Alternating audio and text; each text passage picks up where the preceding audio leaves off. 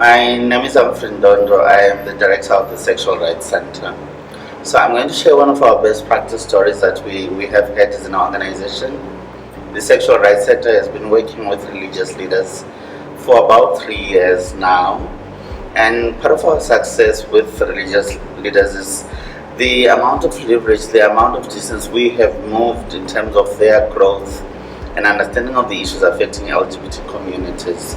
When we started at the inception phase of the project, the religious leaders were really skeptical about our intentions when we approached them to come and dialogue around these issues. What we had seen, we had just completed a needs assessment where LGBT persons were speaking to how the church was not a safe space for them. There were examples of people who were asked not to sing or to participate in the choir. They were asked to sit out of sessions where they would get pastoral care and sit at the back of the church. So some people had literally stopped going to the church and were not getting any spiritual nourishment or any pastoral care from within the religious spaces. So we approached them, about 30 religious leaders that we have been continuously engaging with over the years.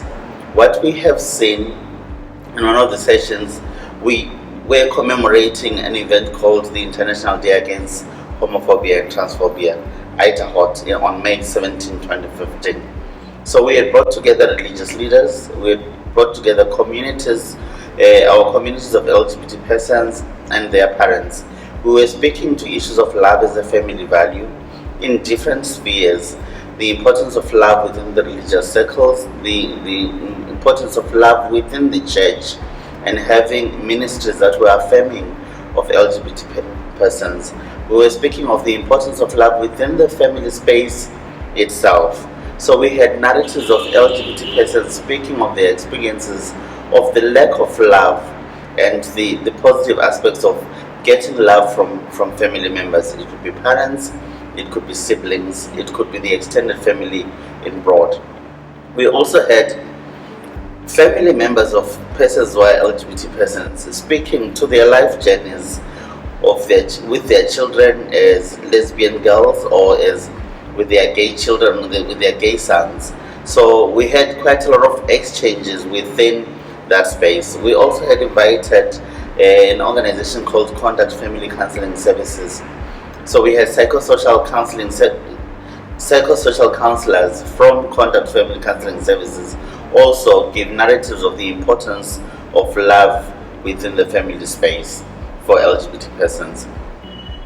When the word got out to the community, one of the members of the congregation of the Methodist Church told a colleague or a friend of theirs that they had their pastor speak at an event that was hosted by the Sexual Rights Center, speaking to how his church was affirming of LGBT persons, how LGBT persons were welcome to come within his church to come and worship.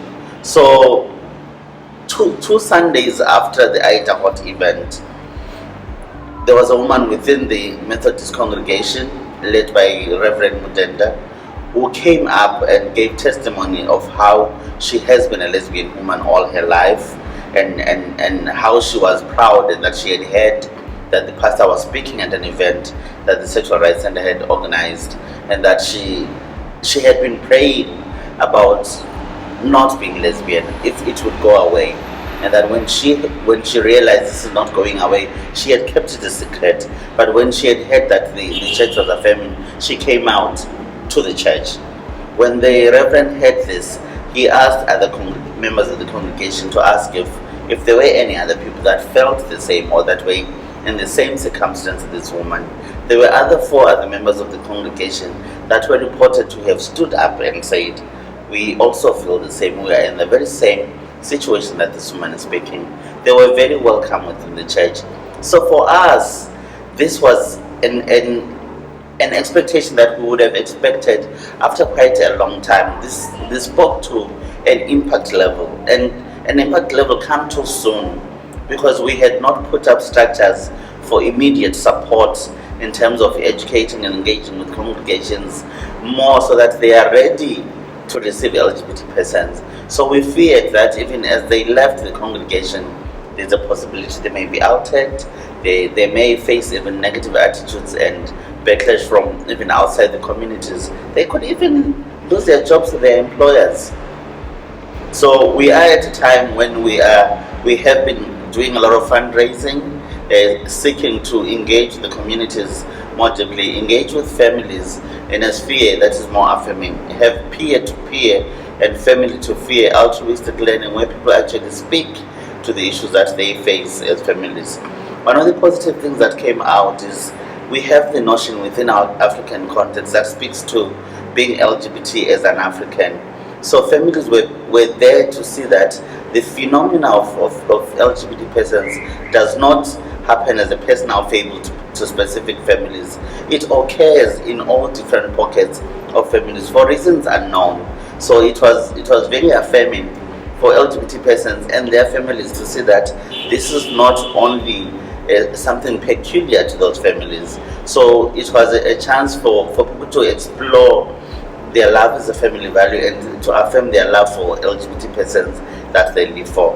What was also interesting, we asked people to write messages on postcards to their LGBT persons or to the person that they love the most and express why they love that person beyond them being LGBT. So we had a sharing of these cards for everyone that has come through, and we're giving roses as an indication of expressing that love for everyone. We were supported by the HIVOS, the Netherlands Embassy, and ARASA to have the Aida Hot come through.